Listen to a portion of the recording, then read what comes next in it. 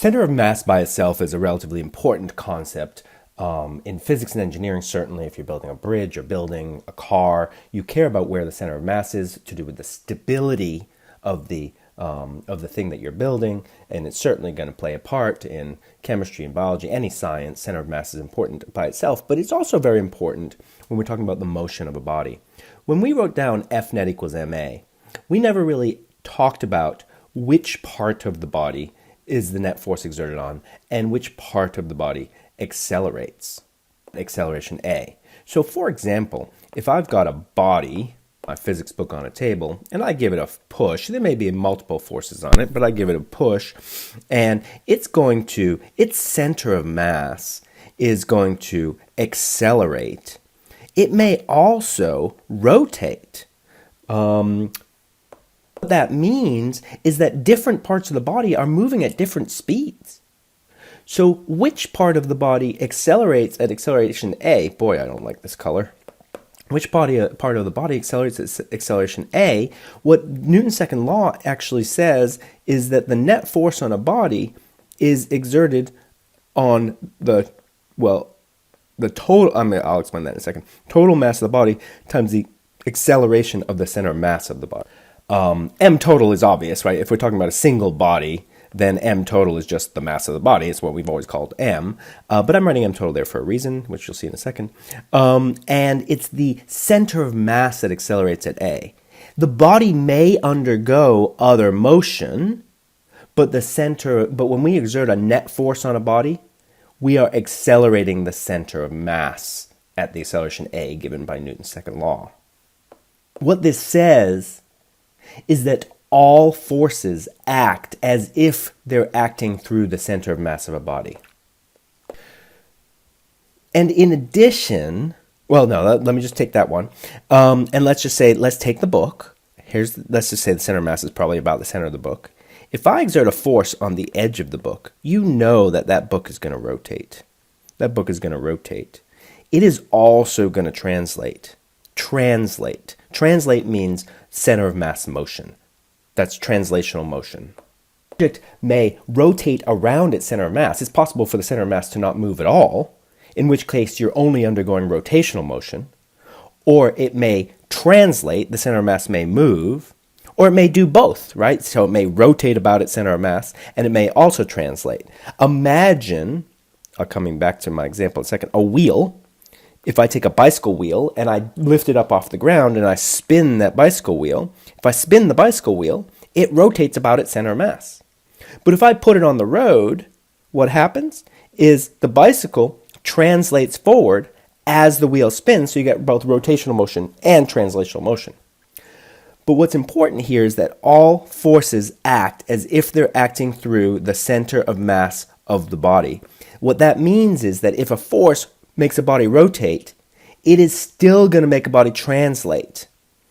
And so if you exert a force that's not through the center of mass, it will still be acting as if it's translating the center of mass, but it may, in addition, give you rotational motion. Rotational motion are the next couple of chapters. That important to realize is that if I exert this force, let's go back to the book, if I exert this force on the book at something off-center, I'm going to rotate the body, but I'm still going to translate it.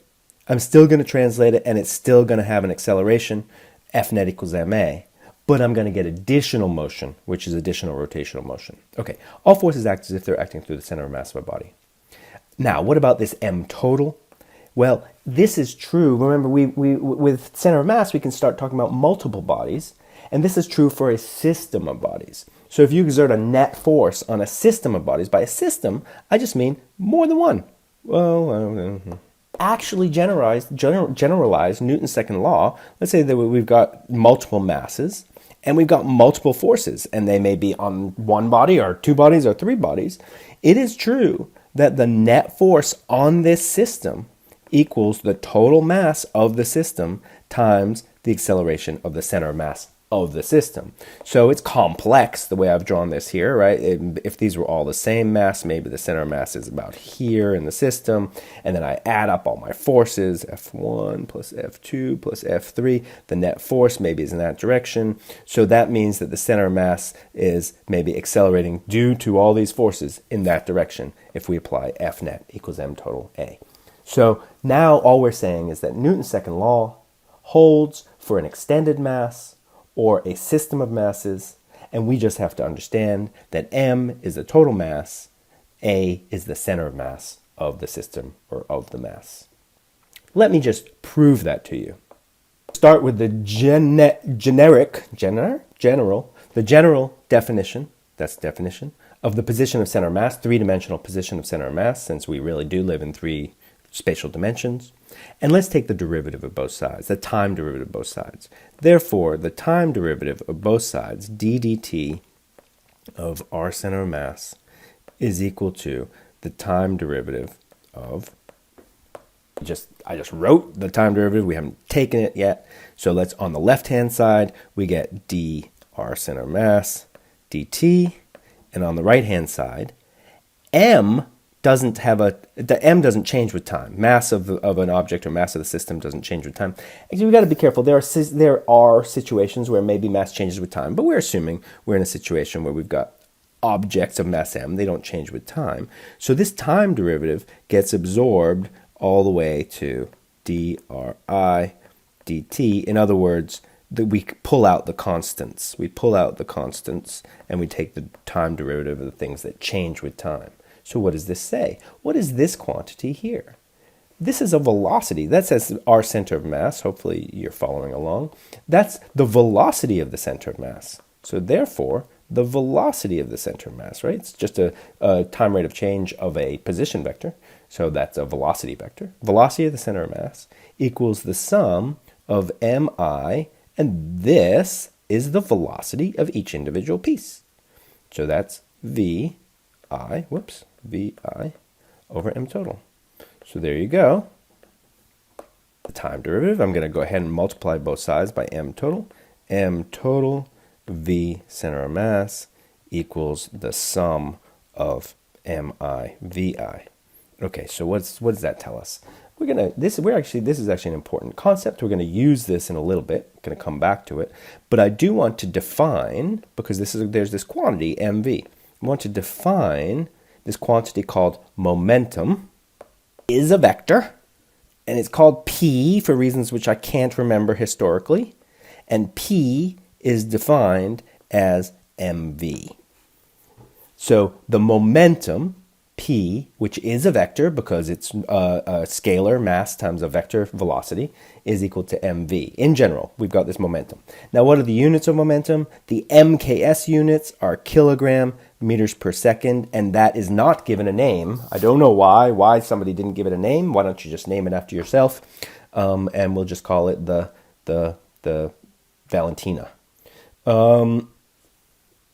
Okay, so that means that this quantity says that m total v center of mass, that would be the momentum of the center of mass, is equal to the sum of mivi for each individual piece. That's just the momentum of each individual piece. So that all that says is the momentum of the center of mass is the sum of the momentums of each individual piece. Again, we might have different objects that are all moving, right? Object 1, 2, and 3, that are all moving with different velocities, v1, v2, and v3.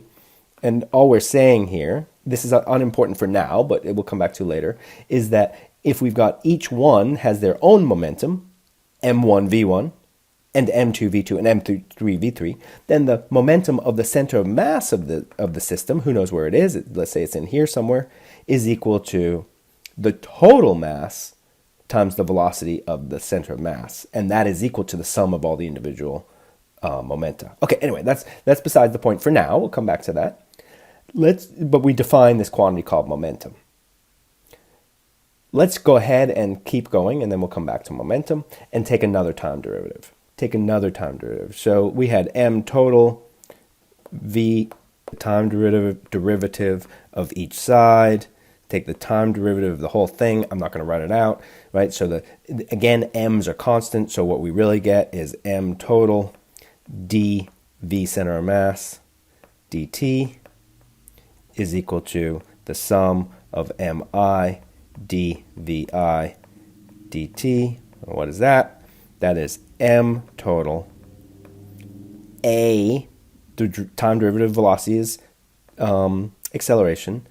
The acceleration of the center of mass is equal to the sum of mi ai, the acceleration of each individual piece. Again, just imagine you've got a whole bunch. A good way to picture it is a billiard table, pool table with a bunch of balls on it, and those balls each have their own mass m. And they're the same, but they all go in different directions at different velocities and different accelerations, etc. Okay, so what does this say? This says that the total mass times the acceleration of the center of mass, let me take a step back and say this doesn't have to be multiple masses. This could be a single mass, right? A single mass, and so we don't have to sum up anything, but a single mass with a single force on it, and we can say that the total mass, the mass of the object, times the acceleration of the center of mass is equal to the sum of the individual masses times the acceleration. And what we can think of that as, we actually, because it's an extended mass, if we're talking about a real object, we got to break it up into a whole bunch of little m sub i's. And each of these little m sub i's, while they're attached together, if they could theoretically have different accelerations if it's rotating as well as translating. And this relationship is true. But what is this quantity? The sum of m sub I, a sub I? Right? That's just a force. That's the sum of all the forces. This is m total, a center of mass, equals the sum of all the individual forces on a body. If we just say there's a bunch of forces and there's different forces on different parts, that's just the sum of all the individual forces. And so that's just F net.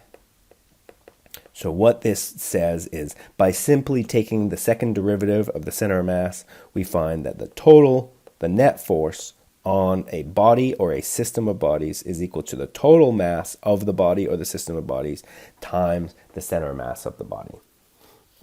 That's where I was just showing you where that came from. But along the way, we had to define this quantity called momentum. And I do want to point out that this A center of mass, that is, take that back, that this quantity M A center of mass, that came from taking the time derivative of the total momentum, what we called the momentum of the center of mass.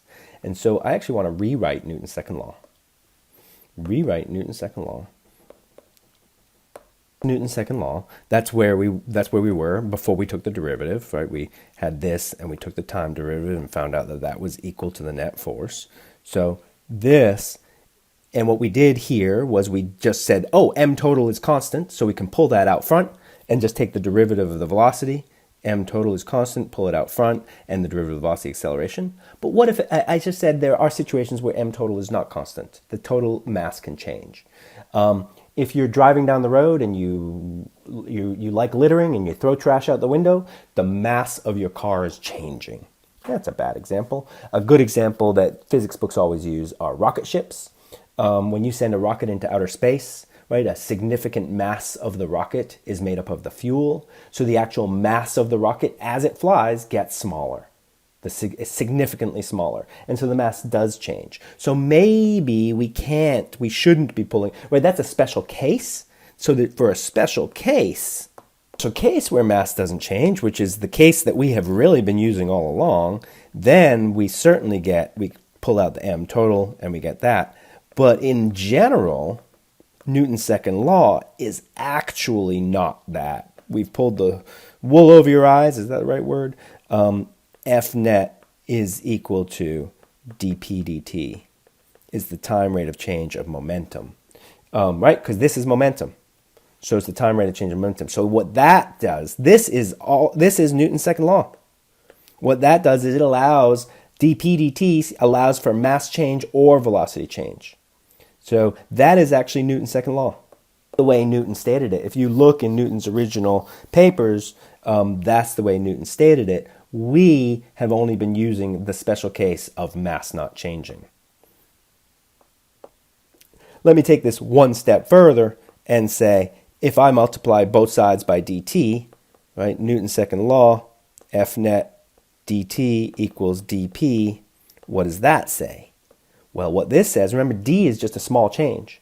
This says that the net force on a body or a system of bodies times the amount of time that you exert that force gives you the change in momentum of the body. Again, momentum, P is equal to mv.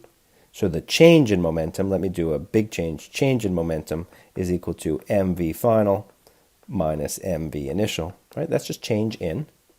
And so what this equation here says is that if you exert a net force on a body or a system of bodies, and it could be a single body, for a certain amount of time dt, you change the momentum by an amount dp. And so let's take into account the fact that this is calculus, and this says that F net times an infinitesimally small time dt equals the change in momentum over that infinitesimally small time. If we want to say, okay, we exert a force for a certain amount of time, we need to actually integrate both sides. And if the force is a constant, if the net force is constant, we can pull the net force out front. And if it's not, we can just do an integral. But if the net force is constant, we can pull it out front from the integral. F net dt equals the integral of dp. And so what this says is the integral of dt, the integral of d anything, the integral of d any variable is equal to the change in that variable. So what this says is if the net force is constant, we're allowed to pull it out. And so then you get F net delta t is equal to delta p. And now delta is something that we can more easily deal with because delta p again means p final minus p initial. Whoops, p final minus p initial. This quantity here is called the change in momentum. Hopefully that was obvious. But the quantity on the left-hand side is given a different name. This quantity here is called the impulse. So imagine what an impulse is. If you exert a force for a certain amount of time, you give an object an impulse and you change its momentum. You change its velocity if you're not changing its mass. That's all this says, is that if I go to kick a soccer ball, I exert a net force on that soccer ball. I exert it for a certain amount of time, delta t. That's the impulse I exert on the soccer ball. I change the momentum of the soccer ball. I change the velocity of the soccer ball. If mass stays constant, so I'm changing the velocity of it. That's what this tells you.